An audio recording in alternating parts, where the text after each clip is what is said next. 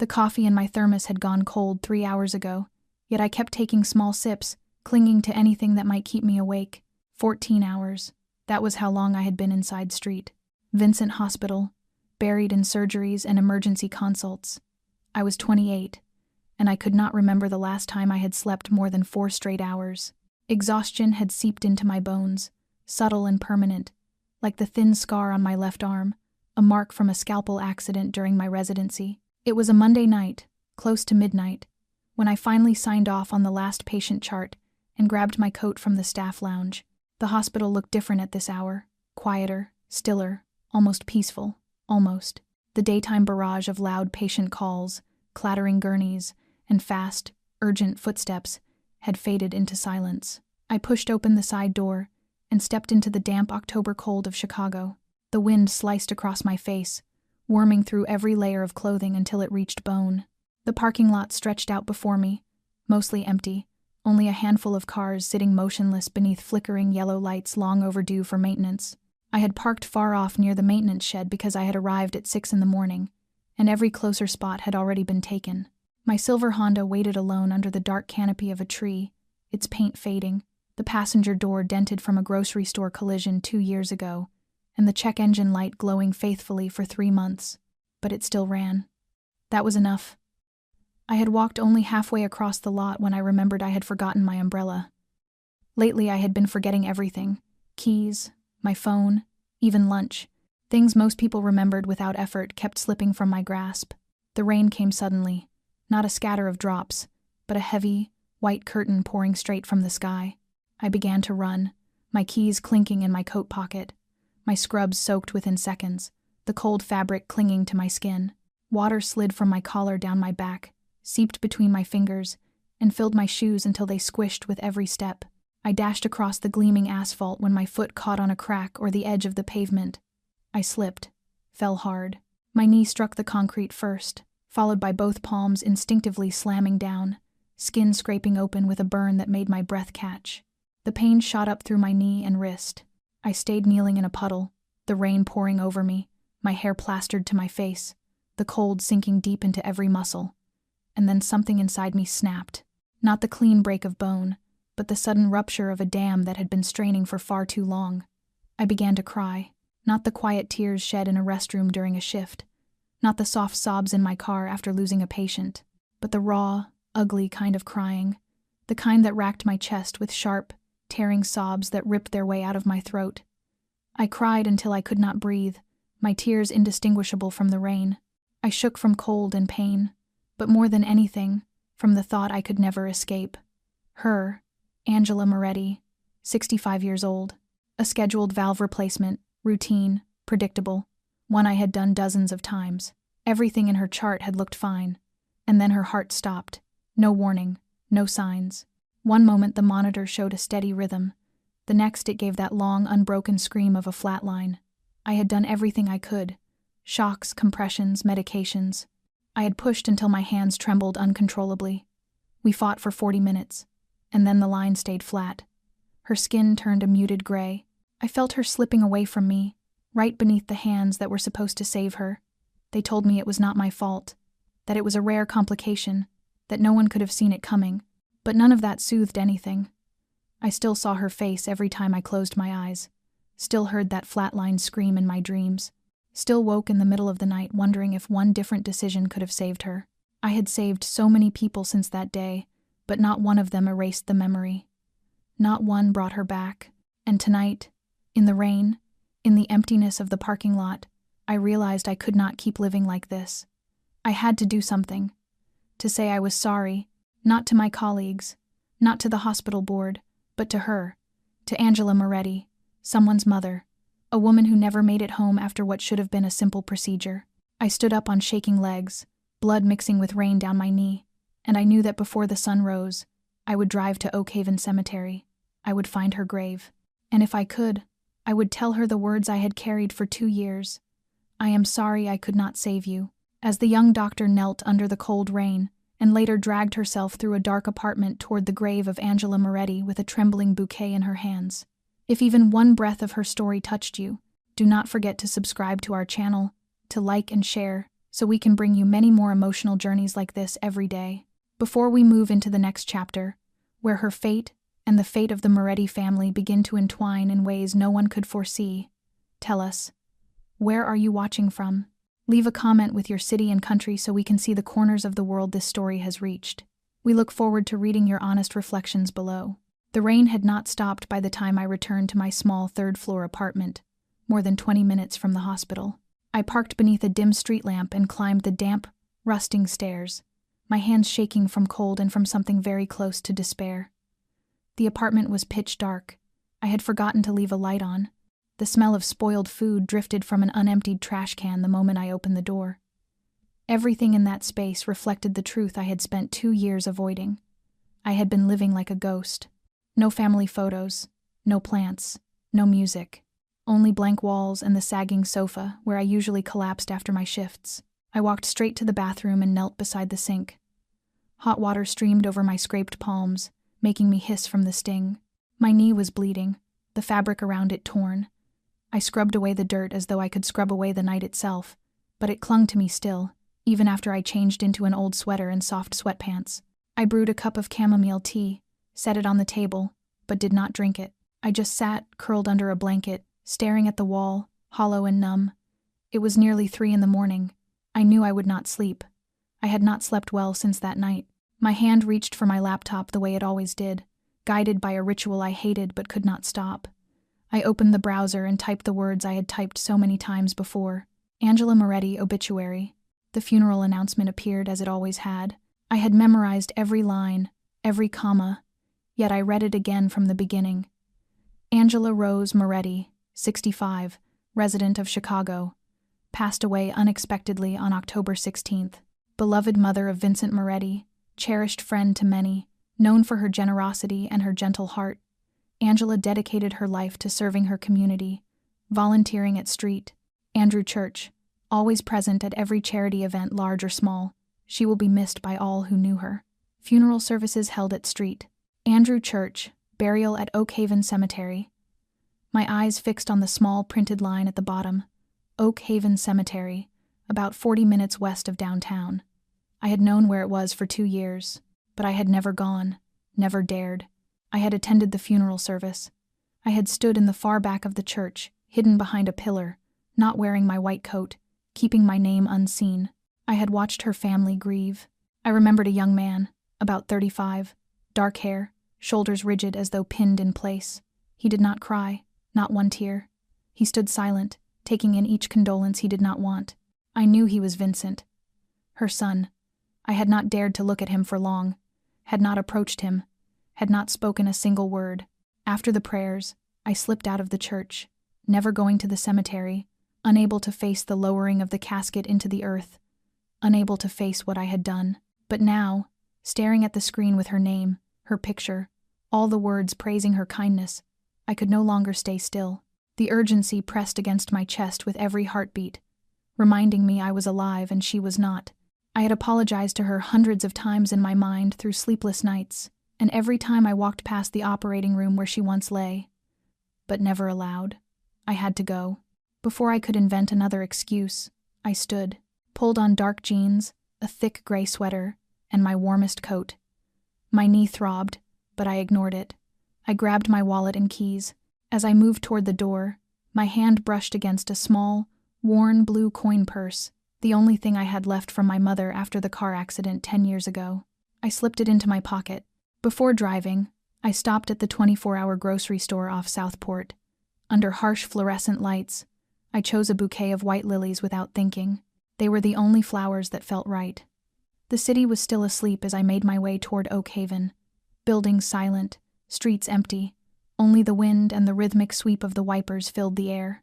I did not turn on music, not even the radio. Only the heavy, slow beat of my heart accompanied me. 40 minutes passed in absolute silence. When I arrived, dawn had just begun to glow. A thin layer of mist hovered over the ground, the trees standing still as though waiting. I parked beneath a large oak, took the bouquet, and walked toward the plot listed in the obituary. My knee ached, my legs trembling in the cold. When I finally saw the dark stone engraved with the words Angela Rose Moretti, my heart sank. I knelt before the grave, the flowers trembling in my hands. My lips moved, but no sound came. It took everything in me to force out the first two words. I am sorry. My voice cracked. I am sorry I could not save you. And for the first time in 2 years, I let myself cry again. Not for me, but for her. And for everything I failed to do on the day she needed me most. My knees were still pressed against the cold ground when the first breeze moved through the line of oak trees behind me, carrying with it the scent of wet grass and early morning mist. I wiped my tears, yet the salty sting lingered, along with something deeper shifting inside me. Pain, guilt, and a fragile sense of release, thin as a crack opening on the wall I had spent 2 years building around myself. I placed the bouquet of white lilies neatly before the gravestone, adjusted a petal that had been nudged out of place by the wind, then stood quietly for a moment, unsure what else to say.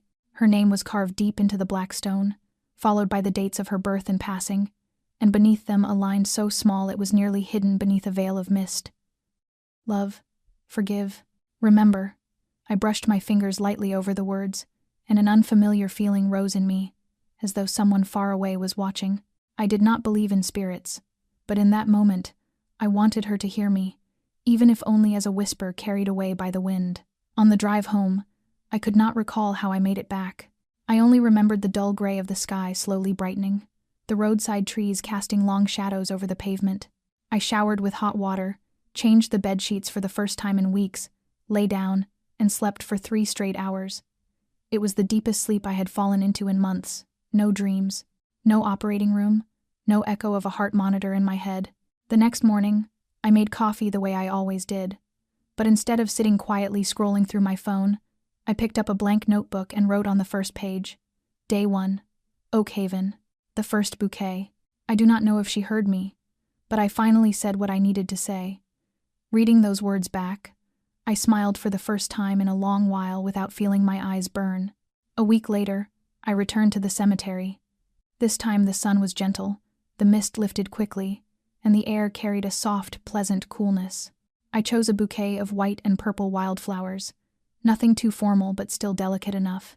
I knelt before her grave again, set the flowers down carefully, and stayed longer than before.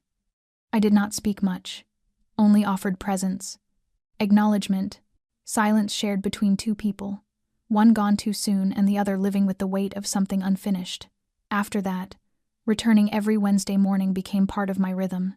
I began waking earlier, making coffee to take with me, stopping by the familiar flower shop, and driving out of the city while others rushed toward work. Each week I chose a different kind of flower, sometimes yellow tulips, sometimes purple orchids, sometimes dried lavender with its soft, calming scent. Every visit, I wrote a few lines in that small notebook, sometimes things I wished I could tell her, sometimes stories about new patients. Some days I simply sat quietly, reading beneath the shade of a tree or listening to the wind moving through the leaves. Those visits became the one part of my week that did not drain me. Instead, they felt like a kind of stitching together, a form of therapy no medical textbook could teach, a way of healing I never realized I needed. Once, I brought along the old knitted scarf that had belonged to my mother and wrapped it around my neck as I sat beside the grave. It felt as if someone was there with me, not judging, not demanding, simply present. I still worked at the hospital, still faced long shifts and late-night alarms, but I noticed something had changed. I no longer stayed awake all night after every failed surgery, no longer trembled when placing a scalpel on a patient's skin. I still remembered her, still heard the rhythm of the heart monitor in restless sleep, but it no longer tore at me the way it once had. Every week I returned, as a reminder that I had failed someone, that I had apologized, and that I was still here, still trying to become a better doctor. I did not know if any of it changed anything, but it kept me standing, and for now, that was enough. As time passed, those Wednesday mornings at Oak Haven became the most sacred part of my week. Without needing an alarm, I always woke before dawn, prepared a cup of hot coffee, packed my small notebook, and stopped by the little flower shop on Clark Street. The owner, Marion, had begun to recognize me. Each visit, she asked, "What flowers would you like today for your special someone?" I rarely answered right away. I let the flowers choose themselves, some days pale pink dahlias, some days blue hydrangeas, and once I carried a bouquet of white baby's breath, as delicate as the feeling inside me. I always brought flowers to her grave, but what changed was that I no longer brought fear with me. My steps through the cemetery no longer felt heavy. I began noticing details I had never seen before. The small angel statue near the corner of her section, the gray squirrel that wandered between older gravestones, the low whisper of leaves whenever the wind passed through. One morning, I brought a book and read aloud a few passages, feeling as though I were speaking to her, borrowing a piece of time to connect with the woman I had taken from this world. I would never truly know who she had been beyond the few lines in her obituary, but I believed she was good. I believed she would listen, or at the very least, would not hold her anger forever. As the weather warmed and grass spread across the paths, I sat as usual and wrote a longer passage in my notebook. The handwriting no longer trembled like the first pages. I still have not forgiven myself, but I am no longer running. I come here not only because of guilt, I come because here, I have found a piece of the peace I lost. I do not know if you forgive me, but I am learning to forgive myself. When I set the pen down, I took a deep breath. For the first time in months, I realized how beautiful the sky was, a soft, gentle blue, free of harsh light or heavy clouds, simply an ordinary morning, as quiet and whole as any other. From that day forward, I noticed the smaller things around me more. I smiled at colleagues in the hallway, left thank you notes for nurses after long shifts, and called my younger brother, Ethan, more often. He was in college, living in a dorm not far from downtown. I knew he worried about me but never knew how to say it, and I had never truly opened up to him after our parents died. One night, after a long day with 3 back-to-back surgeries, I received a message from him. "Are you okay?" I just wanted to say, "I miss you." I stared at the screen for a long time before replying, "I miss you too. Thank you for not giving up on me even when I was silent for so long." I did not expect an answer, but when it appeared, my eyes stung. "You are the strongest person I know. I'm always here." Warmth spread quietly through my chest, like a thin beam of sunlight breaking through heavy clouds. I was still fractured, but no longer shattered. As the weeks went by, the cracks within me began to close, not because time healed them, but because I finally acknowledged them. I could not change the past, could not bring her back, but I could live in a way worthy of my mistake. I could not save her, but I still had a chance to save myself. And in those quiet mornings among the cold stone markers, I began doing exactly that, piece by piece. That Wednesday morning began with heavy leaden clouds dragging across the entire Chicago sky, not a single ray of sunlight breaking through, only a dense gray and a quiet drizzle, like a nameless sorrow. I still drove to Oak Haven, as I always did, carrying a bouquet of white tulips and the notebook that had grown thicker week by week. A slow symphony drifted from the radio, but I was not really listening. My mind was still with a patient who had undergone heart surgery on Monday, a difficult case that kept me in the operating room for more than 6 hours. He had woken, weak but stable. I was supposed to feel relieved, yet, as always, instead of savoring success, I thought of the one I could not save. I arrived earlier than usual. The rain made the roads around the cemetery slick, the tires letting out a soft squeal as I braked near a small patch of gravel by the side gate. I took my umbrella, held the flowers close, and walked along the rain-soaked stone path leading inward. Fallen leaves were speckled with mud. The air was damp and cold. When I reached Mrs. Angela's grave, I stopped short. Someone was already standing there. The man had his back to me, wearing a long black coat with the collar turned up to shield his neck. He was tall, his posture straight, both hands tucked into his pockets as if he were holding himself steady against a tremor. A black umbrella hung over him, but his shoes were soaked with mud. I hesitated for a few seconds, ready to turn away, and then he turned, and our eyes met. I knew him instantly, even after 2 years, even though I had only seen him once from a distance at the funeral. The same guarded gaze, the same brows drawn as if permanently braced. Dark eyes looked straight at me, neither flustered nor surprised, only a stillness so strange it felt as though he had expected me. I tightened my grip on the bouquet, the tulip petals trembling in the wind. He took one step toward me, his voice low and rough against the patter of rain. "Are you Dr. Bennett?" I nodded, my voice barely there. "Yes." He studied me for a long moment, then turned back to the stone. I saw the bouquet of red roses already laid there. Fresh. He had arrived not long before me. I did not know what to say, whether to explain or remain silent. In the end, I spoke. I am sorry." He did not react, only tilted his head slightly, as if to hear more clearly. I bent down and set the tulips beside his flowers. Rain slicked my hair to my face, water tracking down my nose and chin, cold as ice. I looked at the stone, and then at him. It has been 2 years, and I am still not free of it. I tried, but... He cut in, his tone steady. "My mother trusted her doctors. If she knew you kept coming here, she would forgive." I turned to him, startled. He was not angry. He did not accuse. The fury I had imagined in his eyes for 2 long years was nowhere to be found, only weariness and an old, old grief. I whispered, more to myself than to him. I never had the chance to tell her. I thought if I came here, maybe she would know. He looked at me again. "Do you come here often?" I nodded. "Every week. On Wednesdays. After my shift." He said nothing else, only dipped his head slightly, as if placing that fact in its proper place. We stood in silence, the rain tapping steadily on the umbrella's canopy. Something passed between us that did not need a name. An acknowledgement, a hairline crack opening between 2 strangers bound by the same loss. Then he spoke, lower. "I am Vincent." "I know," I answered softly. He nodded, closed his umbrella, and walked slowly along the stone path. I stood there a while longer, watching his figure blur into the rain, uncertain what feeling was gathering in me. Only that, for the first time since she died, I had faced a piece of the past I had always avoided. And instead of collapse, I found a quiet that felt true, a breath between layers of hurt.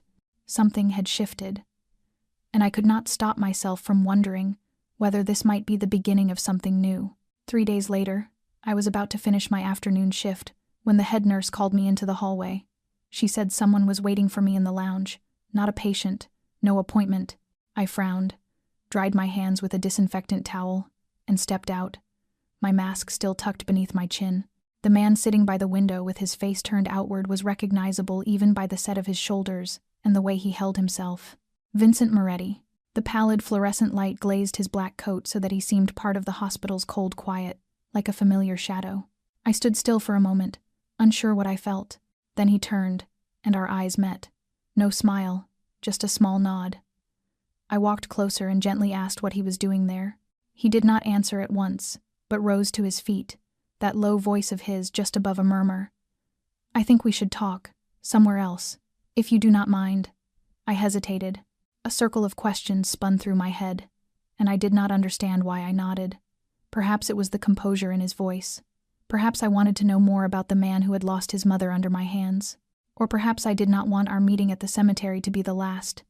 I asked him to wait a few minutes while I changed. 10 minutes later, I came out wearing a dark oak sweater and a long, deep blue coat. Dusk had fallen, and a fine snow had begun to drift. Vincent opened the car door for me, a charcoal sedan with clean leather seats, the scent of new hide mingling with a faint note of wood.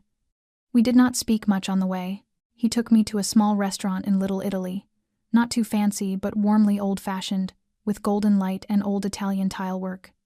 The staff clearly knew him, bowing slightly as we entered. Our table was tucked away by a window. I looked around quietly, feeling a little out of place in a room so carefully ordered. When the food arrived, he finally broke the silence. "How long have you been visiting my mother's grave?" I looked up and met those dark eyes. "More than a year, nearly 2. Every week. Wednesday." He nodded. "Why?" I set down my fork and knife and laced my fingers together. "Because I cannot live without telling her I am sorry. I cannot sleep until I say it." He watched me for a moment and asked, "Do you think my mother hears you?" I wavered. "I do not know. But I want to believe she does." He smiled. Not quite with joy, more like a reflex edged with bitterness. "My mother always said if something weighs on you for 2 years, the best thing you can do is face it. You did what many people will not." I bowed my head, my voice small. "I do not know if it is right. I only know I failed." He tilted his head. "Failure is when you do not try. You did everything. My mother knew that." I looked at him and, for the first time, felt something softer in his gaze. Not forgiveness, but understanding. I asked, And you? Did you ever blame me? Vincent held my eyes. I was angry. Not at you. At the fact that I could do nothing. I should have been there, but I was in a meeting in New York. My flight home was delayed by 3 hours. By the time I reached the hospital, she was gone. I drew a breath that caught in my throat. I had no words that could comfort him. I only nodded. We ate quietly for a while. Then he surprised me by asking about my work, about recent surgeries, about why I chose medicine. I shared a little, careful but honest. For reasons I could not explain, I did not feel the need to hide from him, perhaps because the boundary between guilt and grief had long since blurred for us both. When we left the restaurant, a light layer of snow dusted the car. Vincent opened my door again. Before I got in, he said, "Thank you for coming with me tonight." I nodded. "Thank you for asking me." He was silent for a beat, then asked, "Next week, will you be at Oakhaven again?" I smiled faintly. "I always am." He returned the smile, his first true smile. "Then I will see you there." And I knew that something delicate had begun to take shape between two people who had once stood at opposite ends of the same loss. The following week, when I arrived at Oakhaven with a bouquet of yellow tulips in hand, Vincent was already there. This time there was no umbrella and no rain, only a cool morning with a thin sunlight threading through the leaves. He wore a simple leather jacket, his hair slightly tousled, yet he carried that strange, quiet composure I had begun to grow familiar with. We greeted each other with our eyes, no words needed. I knelt to place my flowers beside the white peonies he had brought, then stood next to him with my hands tucked deep in my coat pockets. We both looked at the gravestone in silence, as though listening together to something that did not need to be spoken. Neither of us said a word for the first 10 minutes, but the silence no longer felt heavy as it had the first time. It felt instead like an unspoken understanding that here, in this moment, sorrow could be shared without explanation. After that day, I became used to seeing Vincent there each week. Sometimes he arrived before me, sometimes after. He always brought flowers, a different kind each time. Red roses one week, peonies the next, and once he brought sunflowers. I teased him that I never imagined someone like him choosing such cheerful flowers, and he only shrugged and said his mother used to grow sunflowers on their balcony. When I asked if he had planted any since, he shook his head. Not yet, but maybe in the spring he would try. Our conversations gradually grew more frequent, beginning with simple small talk and slowly turning into real exchanges. He told me he had studied law once but never pursued the profession. When I asked why, he gave an answer that left me quiet for days, because justice and truth do not always stand on the same side. I started telling him small stories from the hospital, not medical details but the human moments I witnessed each day. An elderly man squeezing my hand after a successful surgery, a child who gave me her old teddy bear and told me to keep it because it brought good luck. Vincent always listened without interrupting, sometimes asking short, precise questions that made me think deeply. Even though he spoke little, his presence made me feel unexpectedly safe. I could not explain where that feeling came from. Maybe because he was the only person who knew how completely I had once fallen apart. Maybe because I knew he had lost someone he could never replace. Once, when I stopped by Oakhaven after a night shift with dark circles under my eyes, Vincent was already waiting with 2 cups of hot coffee, resting on the hood of his car. He handed me one without saying a word. I took it, inhaled the familiar scent, and thanked him softly. The coffee was not as sweet as I usually preferred, but it was oddly comforting. We stood there, 2 strangers, 2 cups of coffee, one shared grief, and something growing quietly between us that neither of us named. That week, for the first time, I asked him to have dinner with me, not at the elegant Italian restaurant from before, but at a small burger place near the hospital. We sat outside on the patio, the cold wind brushing our cheeks, our hands tucked into our coat pockets. Yet we talked without pause.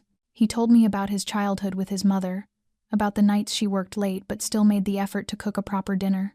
I told him about my parents, about my brother, about the accident that took them from me in a single instant. We fell silent afterward, but the silence felt deeper this time, like a space open to hold the things we had not yet healed.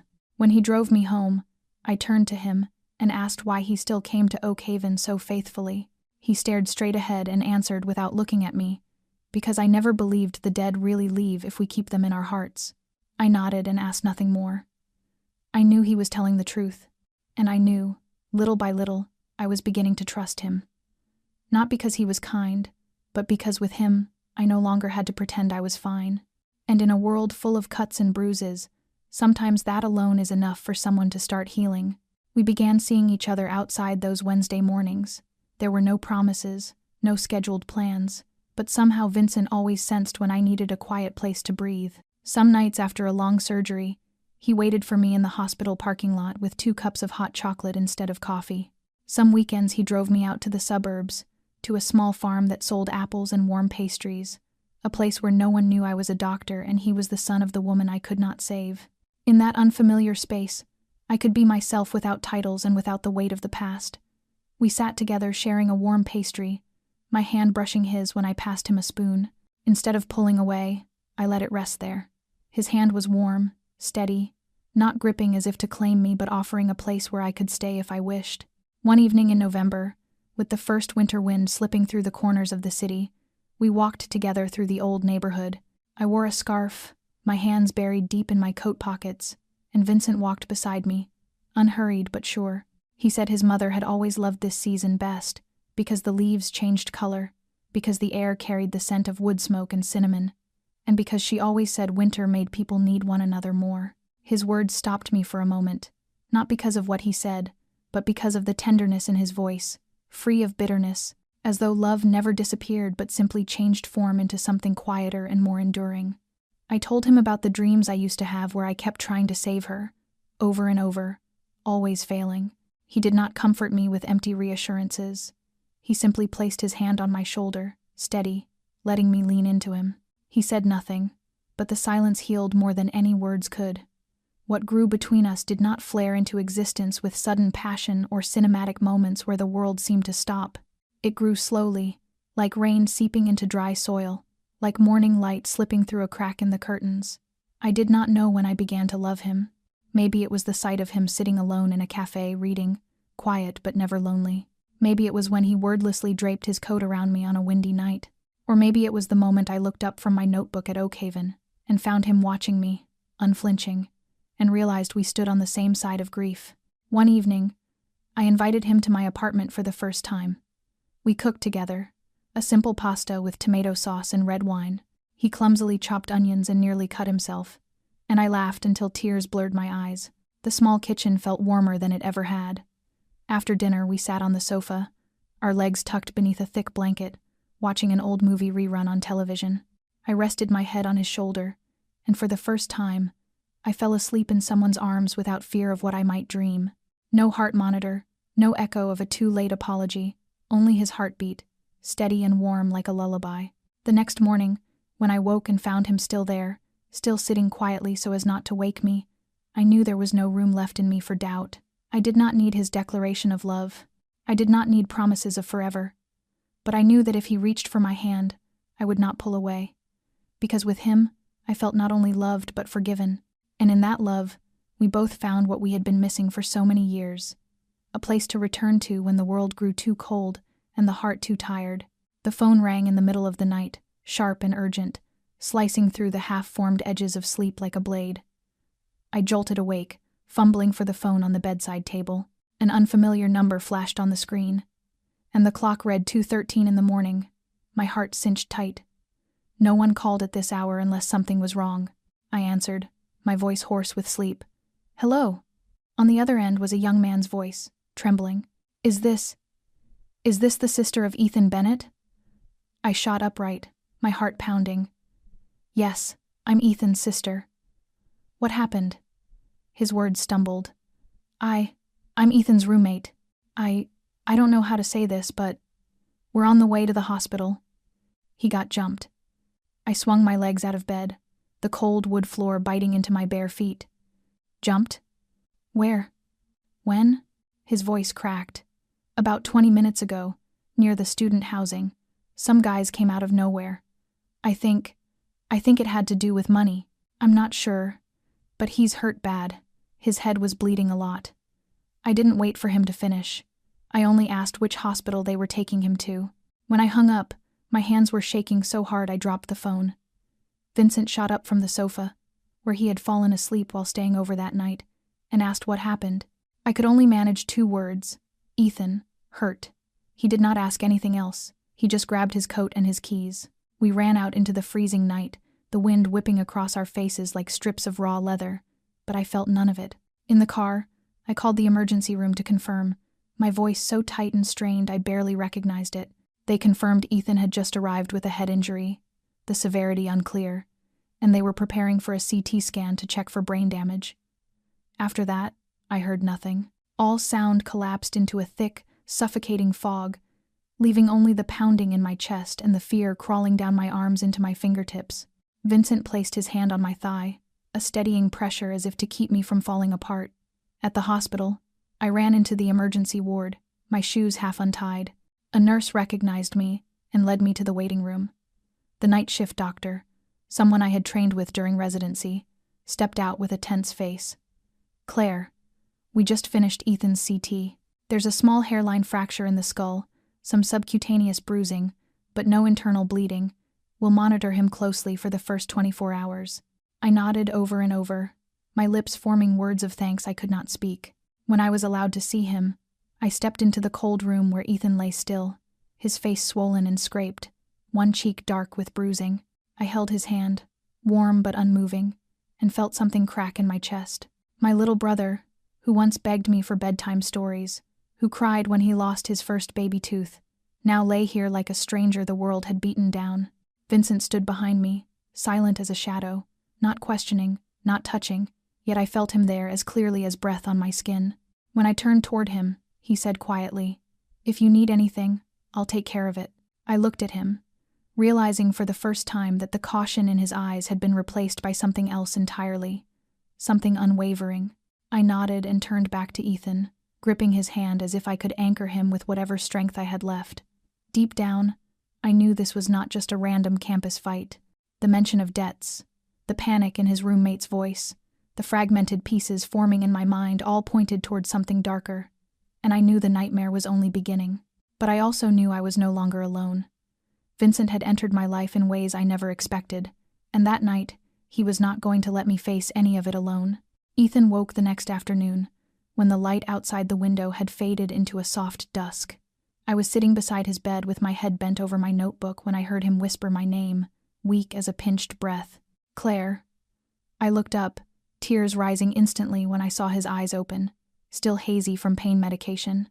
I took his hand, trying to steady my voice, though the tremor showed. "You're okay, Ethan. You're safe." He watched me for a few seconds before his face tightened in pain. He did not ask why he was there. He did not ask about anything at all. He only closed his eyes for a moment and exhaled. "I'm sorry." I shook my head, tears falling onto his hand. "No, don't apologize. You don't have to." But he spoke anyway.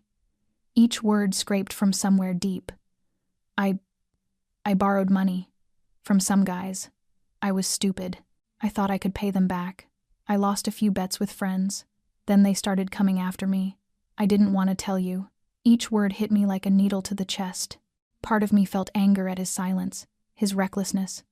But larger than all of that was fear. Fear that if he had not been brought in time, if things had gone just a little worse, I might have lost the last person I had left. I barely slept that night. I stayed beside him, holding his hand, my head resting against the edge of the bed, eyes fixed on his face. When Vincent returned just before dawn, I was still there in the same position, lifting my head only when I heard the door.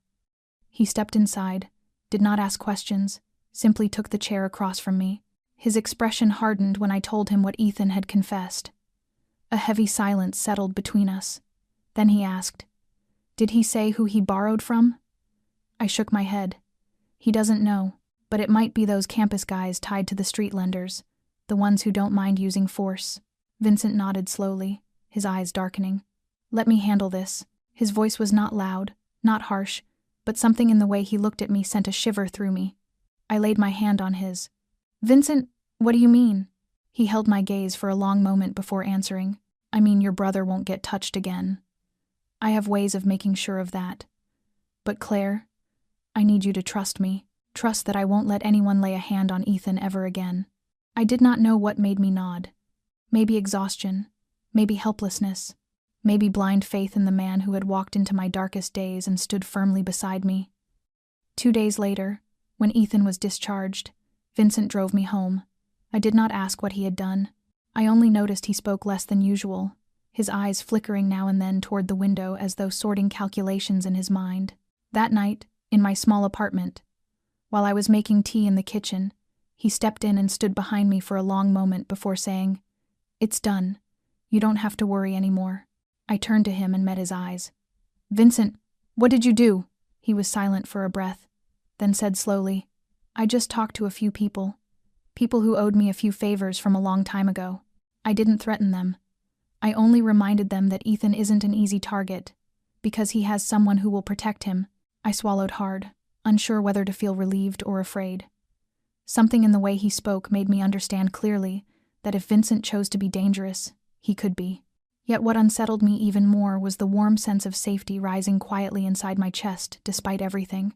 He stepped closer, laid his hand on my shoulder, his voice lowering. "Claire, I'm not perfect. I've done things in my past you might not agree with. But I swear to you, I will never let anyone hurt the people you love. Not a single one." I looked at him then and no longer saw the quiet man standing beside his mother's grave. I saw someone who had survived a world I would never know and had chosen to stand on my side, not with pretty promises, but with actions that could not be misunderstood. That night, when I rested my head against his chest and listened to the steady rhythm of his heart, I knew I would not turn away from Vincent. Whatever shadows he carried, he had saved Ethan, and somehow, in ways I could not explain, I had fallen in love with him more deeply than ever. After a few days of fragile, borrowed peace, the sense of safety Vincent had wrapped around me began to crack under the weight of truth when I accidentally dug too deep into his past. Not because I wanted to doubt him, but because an unnamed restlessness had been growing in my chest each time I thought about the way he handled Ethan's situation. Part of me needed to know where the hands that reached in to protect my brother had truly come from. I started the way any naive person would, by searching his name online. Vincent Moretti, Chicago.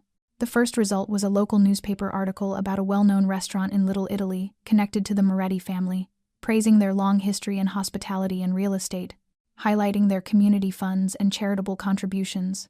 I exhaled, but as I scrolled further, other words surfaced, smaller and tucked beneath investigative columns and crime reports. Old pieces referencing a few regional acts of violence, mentions of Moretti associates cited with careful vagueness, indictments tied to lower-level enforcers, phrases like underground territorial control and FBI inquiry appearing at a slant, as if the writers were afraid to be too direct. One article from several years ago listed those arrested during a territorial dispute, accompanied by a grainy black-and-white photo of an office building with Moretti Realty etched above the door, followed by a line that chilled me. The relationship between legitimate business and subterranean activity remains difficult to untangle. My heart grew heavy, partly because I did not want to believe it, partly because the quiet fear I had ignored for so long was finally taking shape. I printed the pages and brought them to the hospital, slipping into the quiet of the staff lounge to read them over and over. Each pass connected more dots. Reports of associates tied to criminal incidents, charges of assault, rumors of illicit trade, and a few sensational headlines hinting at links with foreign organizations that made my skin tighten with dread. I called Megan for advice without revealing too much. She told me to be cautious, mentioning that people had wondered why a man as seemingly legitimate as Vincent lived, wrapped in so much secrecy. My chest ached. I remembered the softness in his voice when he spoke of his mother, the gentleness when he promised to protect the people I loved, and now all those promises were suspended inside a web I wanted no part of. I decided to confront him, but not in public. I wanted the truth from him directly, not filtered through ink or rumor. That evening, when he came to my apartment after several long days, I laid the printed pages on the table and handed them to him without a word, my eyes searching his face. Vincent sat down, his hand trembling slightly as he took the papers, and let out a long, burdened breath, as though releasing something he had carried far too long. He did not deny anything. He said his family had once been entangled in darker affairs, that parts of their past were nothing he was proud of, but he had been trying for years to shift the business toward legitimacy, using profits to fund community programs and redeem what pieces of the family legacy he could. He admitted that some people around him were still involved, and that when necessary, he could silence them with influence and money. His voice was calm, but a brief flicker of coldness crossed his eyes. He was not boasting, only telling the truth about the ground beneath his feet. I listened even though part of me wanted to run, and part of me clung to his words like a fragile rope. What he confessed opened a storm inside my mind. If he had the power to stop those who harmed Ethan, did that mean he also had to live within the same world that had hurt so many others? If he protected the people I loved with his strength, how many others might suffer because of it? The thought made my spine prickle. Vincent looked straight at me, holding my hand as though he wanted to anchor me in place, assuring me he did not want me harmed by the shadows he carried. He said he was trying to clean everything up, that he was tired of violence, that helping Ethan had not been about dominance but about protecting family. I heard him, but a battle raged in me, love taking root on one side and the truth about its dangerous soil on the other. I loved him, and that made me want to believe him. But I was a doctor, sworn to a code, bound to conscience, and now I stood at a crossroads. Accept a love tied to a world I feared, or walk away from the man who saved my brother but might destroy me by accident. I wondered if one could love without being undone, whether it was possible to embrace half a truth and still survive intact. Vincent met my eyes, earnest, and told me he would give me time. I nodded, even though I knew time would not erase the truth, only enlarge it if left unanswered. Winter had just begun, the wind slicing through window seams and carrying the metallic tang of cold air, when Vincent called close to midnight. His voice was not panicked, but something taut beneath it told me this was no ordinary call. "Claire, I need you. Right now. It's an emergency case. We can't go to a hospital." I shot out of bed, barely forming a question before he sent an address, a derelict warehouse on the outskirts, a place I had never seen. I dressed quickly, grabbed my emergency medical kit I always kept in my car, and drove into the night with my heart pounding, following nothing but the thin thread of trust between us. The road was empty, streetlights smeared behind a thin fog, and I felt like a lost traveler chasing a fading lantern. When I arrived, Vincent was already outside, his face pale, the side of his shirt stained with blood that was not his. He opened the door and led me into a cold room lit by a few weak bulbs. In the center, a young man lay on a metal table, his shirt cut open, his chest smeared with blood. I froze for a heartbeat when I saw the wound, a bullet through the lower shoulder, dangerously close to the lung. His body trembled from shock and blood loss. "Claire, this is Mateo, my nephew. They ambushed him on his way home. They were aiming for me, but he took the bullet." Vincent spoke quickly while I put on gloves and opened my kit. "Why didn't you take him to a hospital?" I demanded, checking his pulse, blood pressure, pupils. Vincent clenched his jaw. "There wasn't time, and if they know he's alive, the hospital won't be safe. Claire, please." I looked at him for a long moment. He was not begging, but desperation lived in his eyes like I had never seen. I took a deep breath and began. I told him to boil whatever clean water he could find, adjust the lighting, bring more cloths and clean towels. The room transformed into a makeshift trauma bay, where I was the surgeon and Vincent was the only pair of hands I could rely on. Years of training, of sleepless nights, of emergencies that forced instinct to rise above fear, all of it surged back. I extracted the bullet with forceps, blood spurting as it came free, but his pulse held. He was lucky. The bullet had missed major arteries. I sutured the wound layer by layer, wiped away blood, improvised a makeshift fluid line, kept his core temperature from plummeting. Mateo cried out in pain but never woke. I worked for nearly 2 hours. When it was finally done, he lay still, his heartbeat weak but steady. I leaned back against the wall, sweat dripping down my forehead even though the room was cold, my hands trembling. Vincent came to me, holding my hands in both of his. "You saved him. Thank you." I looked up, my voice raw. "Vincent, what is happening? Who did this?" He lowered his head, then answered, "A former associate of my father. When my father died, he wanted to reclaim the territory we abandoned. I refused, and now he wants to take everything from me, one person at a time." I swallowed hard, my throat burning. "After Mateo, who will it be next?" Vincent looked at me, silent. I understood. It could be anyone. Even me. Even Ethan. He placed a hand on my shoulder, his voice shaking ever so slightly. "I never wanted you in this. I swear it. But I have no one else I can trust, and I knew only you could save him." I stared at him for a long time, seeing for the first time the full fracture within him, darkness on one side, and the fragile light he kept trying to protect on the other. That night, after Mateo was moved to a safer location, I sat alone in my car, not driving away. My hands still smelled of blood. My head throbbed. My heart felt unbearably heavy. I had done the right thing. I saved a life. But in doing so, I had stepped deeper into a world I once vowed to avoid. And now, I was no longer sure I could turn back, especially when the hand reaching for mine was Vincent's. I came home close to 4 a.m, dried blood still crusted on my sleeve, the medical bag on the floor lying motionless like a witness to what I had just done. The apartment was utterly silent, save for the soft hum of the refrigerator and the ticking of the clock, each beat landing like the world itself was waiting for me to face the truth of who I had become. I sat down, pressing my hand to my forehead, breath stuttering in my chest as a nameless suffocation crept over me. I had saved a life, but not in any way I had been trained to. Not in the manner I had sworn to uphold under the oath of medicine. I had operated in a warehouse under dim lights, without supervision, without documentation, without reporting anything to anyone. If this ever came to light, I could lose my license.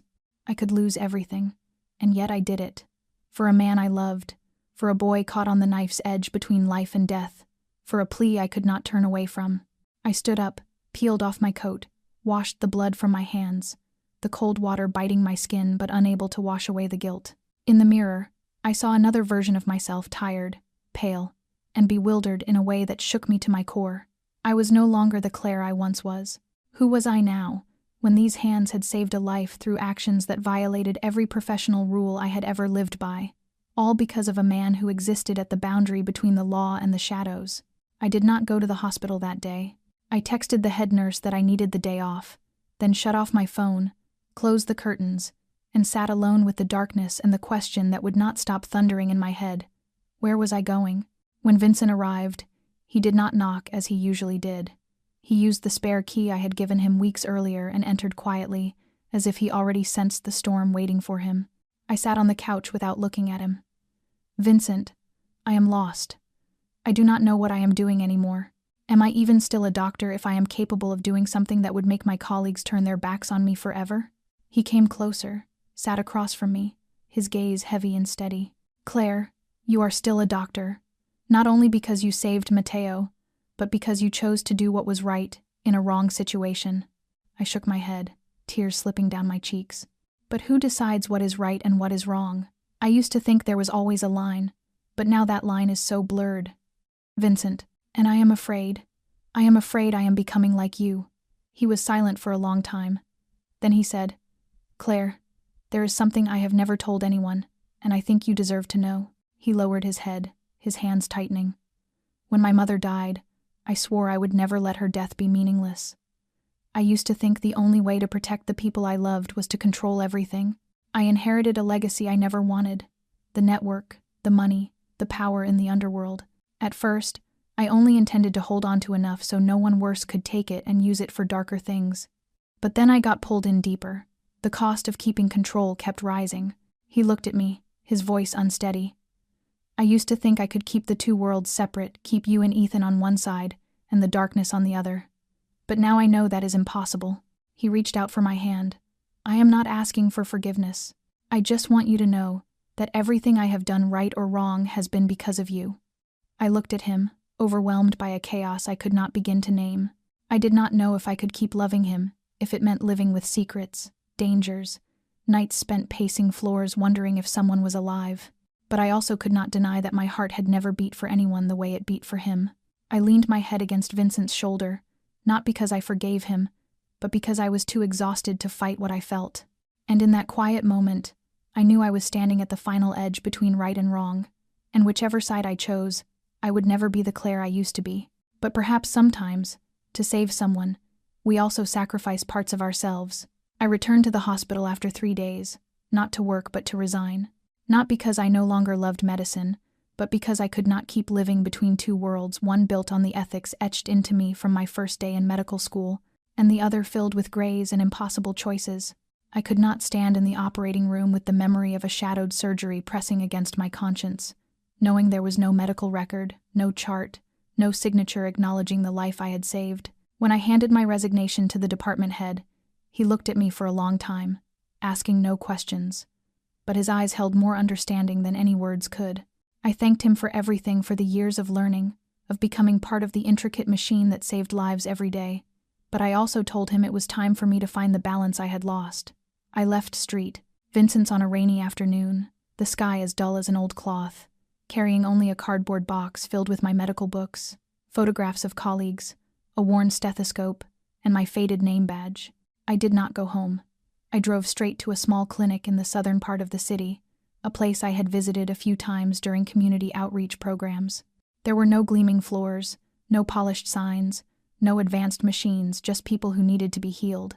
I walked in, found the physician running that shift, and told her I wanted to volunteer. She looked surprised but did not pry, only watched me with the cautious curiosity of someone wondering how long a doctor from a prestigious hospital would last in a place with peeling paint and limited resources. But I did not need sympathy or assessment. I needed a beginning. In the first weeks, I did everything: general exams, wound care, medication instructions, even mopping floors when there were not enough hands. I no longer wore a crisp white coat or carried an impressive title, but I felt closer to the heart of medicine than I had in years. Elderly patients smiled at me with sunken eyes. Young mothers clutched their children tightly as I reassured them a simple antibiotic would help, and the calloused hands of homeless men tightened around mine in gratitude when I dressed their injuries. Each touch was a reminder that I was still doing something right, even if no longer inside a hospital. Vincent stopped by the clinic once without telling me. He stood outside the glass door, holding a steaming cup of coffee, watching me as I knelt beside a little girl with tangled hair and sorrowful eyes. When I stepped outside, he handed me the cup, saying nothing. I took it, my hands still smelling of antiseptic. He looked at me, a softer light in his eyes after weeks of turmoil. "You are following your heart. You know that." I nodded. There was nothing else to say. Some truths did not need discussion. Even though Vincent and I still belonged to different worlds, in that quiet moment, in that small clinic tucked into a forgotten neighborhood, I understood that I still had a path forward, a path that was not straight or smooth, but mine. And if one day Vincent truly stepped out of his world, if one day I became strong enough to forgive entirely, perhaps we would meet again at the place where light and shadow intersect, where neither of us had to hide the parts of ourselves that had hurt the most. For now, I only knew this: I could still heal, I could still love, and I could still begin again from the smallest, quietest things. It was a March morning, the air not yet fully warm but no longer cutting like the winter days before it, when Vincent called me and simply told me he wanted to take me somewhere. He did not say where, nor did he ask if I was busy, as though he already knew I would agree. I arrived at the meeting point while a thin mist still clung to the ground, wearing a long brown coat and the scarf he had given me the previous Christmas. When the car left the city, I realized we were heading toward the cemetery where his mother rested. I was not surprised, yet something in my chest tightened. It had been a long time since I last visited. Ever since the first day I knelt in the rain, apologizing to the cold stone. I had only returned with Vincent a few times, mostly standing silently behind him, saying nothing. He had never asked me to go. He had never brought up the past. Perhaps because he understood that some pains do not need to be reopened. They simply need to be present long enough to soften on their own. When we arrived, Vincent opened the car door for me as he always did. He carried a bouquet of white tulips, the flower his mother loved. Something I only learned because he once mentioned it in passing, without meaning to. I walked slowly behind him, the breeze lifting a few strands of hair across my cheek. The cemetery was quiet, the trees just beginning to bud after the long winter. Angela's headstone was the same, simple, unadorned. Vincent bent down, placed the flowers before it, and stood still for a long time. Then he turned to me, and his eyes no longer held the despair I saw the first time I stood here with him. Instead, there was something gentler, deeper, and clearer than ever before. "Claire, I once thought I would never bring anyone back here, especially not someone who had been connected to my mother's death. But then I realized there are things that cannot be defined by logic, like why I still trusted you when I should have been angry, should have blamed you. Or why, after everything that happened, you are still the first person I think of when the world collapses around me." I stayed still, feeling my heartbeat rush in my chest. Vincent stepped back, then suddenly knelt. He reached into his coat pocket and pulled out a small velvet box. When he opened it, I saw a simple ring, unadorned, with a flat-cut clear stone shaped like a still surface of water. He looked up at me, his eyes holding everything he could not say aloud. "Claire, I have nothing perfect to offer you. I have a past filled with mistakes, a present I am still trying to repair, and a future I cannot promise will be peaceful. But if you accept, I want to walk beside you, never letting you fall, never letting you face anything alone. I promise to love you the way you deserve to be loved, to honor your work, your soul, and even the parts of you you do not want others to see. Marry me, Claire. Be my wife. Here, in front of my mother. I did not know when I started crying. Maybe it was from his first word. Maybe from the moment I realized that no matter how many wrong choices stood between us, love was still the one force strong enough to survive them. I knelt with him, taking his trembling hand, my eyes still wet. I do not need a perfect future, Vincent. I just need someone who will not leave me when everything falls apart. I found that in you. And if anyone deserves my whole life, it is the man who stands before his pain without running, who loves with a truth that asks for nothing in return. Yes, I said, I will. I do not remember exactly how we embraced, only that his arms wrapped around me tightly, holding me in the wind, among the flowers, among memories and newly spoken promises. We stayed by Angela's grave for a long time. Vincent told his mother about me, as though she were still there, listening, smiling, and I held his hand while our heartbeats slowly found the same rhythm, beginning something not grand or glittering, but honest enough to make my throat ache. And I silently vowed that whatever the future became, I would not let this love be just a whisper over a grave. It would be something I lived with, whole, always. We held the wedding on an early summer day, when the last spring rains had passed and the sky carried an impossibly clear shade of blue. Everything was simple, just as I wanted. No lavish banquet, no grand hall, no hundreds of distant guests. Only a small garden behind an old chapel in the suburbs, lined with blooming lavender and sunlight slipping through leaves like a quiet blessing. I wore a soft white dress, nothing ornate, only a thin lace back that my mother had once dreamed of seeing me in. Vincent chose a charcoal suit and an open-collar white shirt, no tie, his hair still slightly unruly the way it always was, but his eyes shone with a light I had never seen before. He looked at me as if the rest of the world no longer existed. Ethan was the one who walked me down the aisle. My younger brother, after everything we had endured, chose to stand by my side without hesitation. When I asked him to give me away, he was silent for a moment, then nodded, his eyes a little red. A week before the wedding, he and Vincent had a private conversation at a small cafe, one that lasted more than 2 hours, and that I was not invited to. When they finally walked out, Ethan clapped Vincent on the shoulder, in the way men do when they have reached an unspoken understanding. And from that day on, I never again saw the wary look in my brother's eyes whenever Vincent came to the house. At the wedding, Ethan wore a white shirt and a gray vest, and when he placed my hand into Vincent's, he looked at me with a gravity that made him seem older than his years. For a moment, I saw him glance toward an empty seat, as if imagining our mother there in the front row, smiling. Our vows were simple, not poetic, but truthful. I promised I would always speak the truth, even when it terrified me. Vincent promised he would protect our family, not through power or control, but through love and respect. When we exchanged rings, a soft breeze brushed past, lifting the curtain behind us. I looked at Vincent, saw his hand tremble slightly, but his eyes held steady. We kissed as our closest friends applauded my former colleagues from the hospital, and a few people Vincent called his family, not by blood, but because they had stayed when he lost himself, people who had once lived in shadows but chose to come forward to witness the light. The reception took place in the garden, with a long table covered in white linen, glasses of wine, and simple but comforting dishes. There was no loud music, only the gentle strumming of a guitar played by my closest friend. Vincent danced the first dance with me, his hands holding my waist as though he feared I might disappear. I was a poor dancer, and he was stiff enough to make me laugh, but in those slow steps, with our whispered words and quiet smiles, I felt something inside me slowly heal. Ethan asked me for a dance too. When I leaned my head on his shoulder, he murmured, "You chose right. I believe that. I have never seen you this happy." I still do not fully understand Vincent, but I know one thing: he will never leave you, no matter what comes, and for me, that is enough. I held Ethan's hand tightly, grateful for his understanding, for the way he had grown, for the way he had stayed.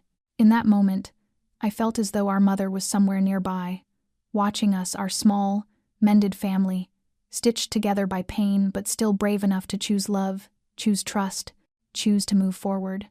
That night, after everyone had gone, When the garden lights glowed softly, Vincent and I sat side by side, hands intertwined, saying nothing.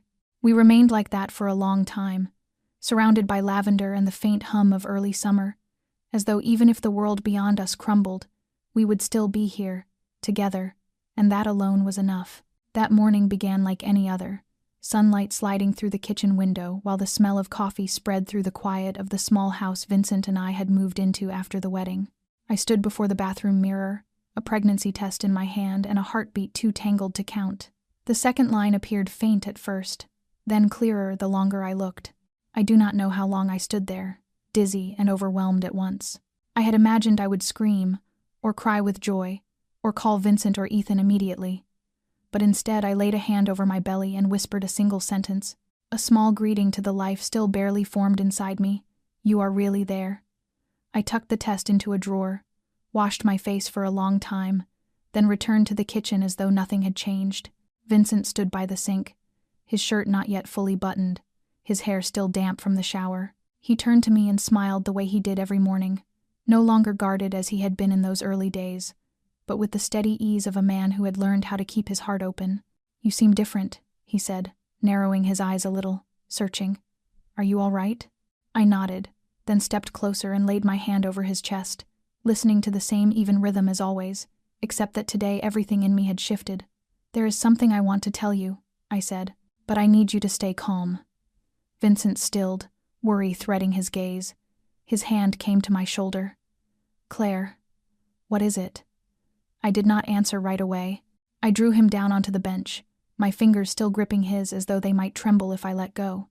Then I said it, simply, I am pregnant. For a beat, his face went still. I could see layers of feeling rise and break across his eyes like waves upon waves. Confusion, surprise, disbelief, then wonder. He blinked several times and then spoke so softly it sounded like he was afraid to shatter something fragile. Are you sure?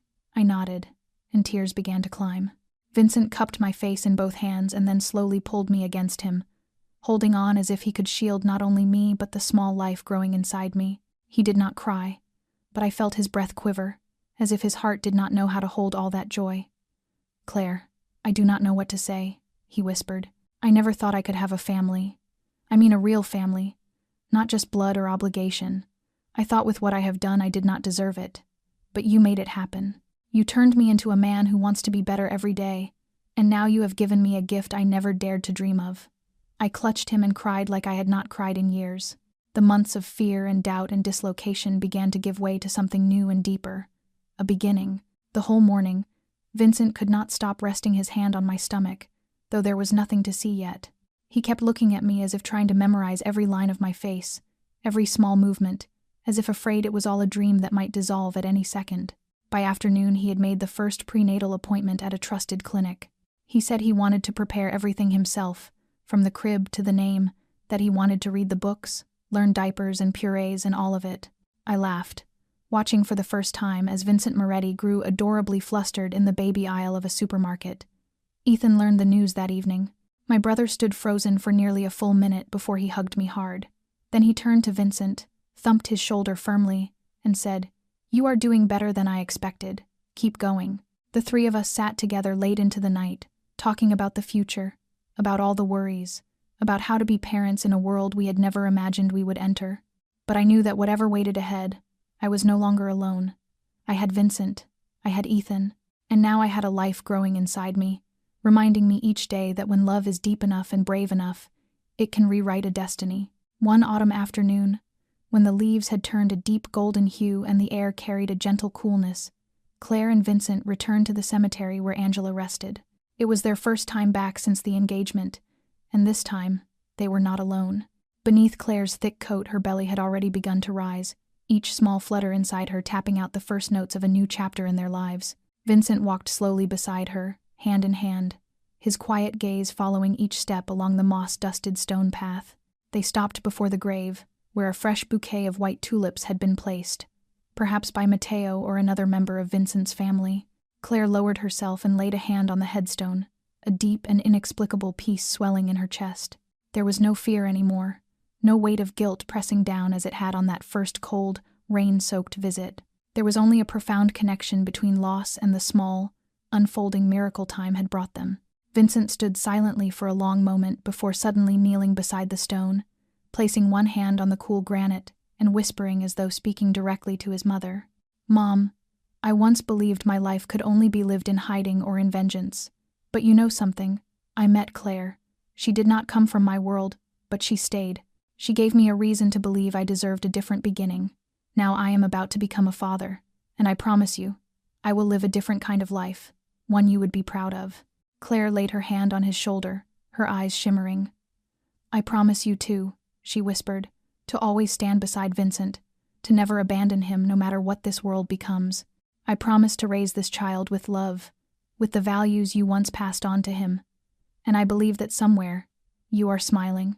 They stayed for a long time, speaking no more, letting the autumn wind drift through their hair, letting the gentle sun cast its warm gold across the grass, letting their hearts fall into the same quiet rhythm. Their life together had not begun in perfection. It began with an embrace in the rain, with a glance across a cold headstone, with the collision of guilt and forgiveness. Yet it was those imperfections that made their journey honest, profound, and worth keeping. In life, sometimes what we need is not a clear path but someone brave enough to walk beside us through the darkest bends. Claire and Vincent's story reminds us that love is not merely a fleeting emotion but a daily choice, an action, a willingness to sacrifice, a courage to face the past so that two people can build a future together.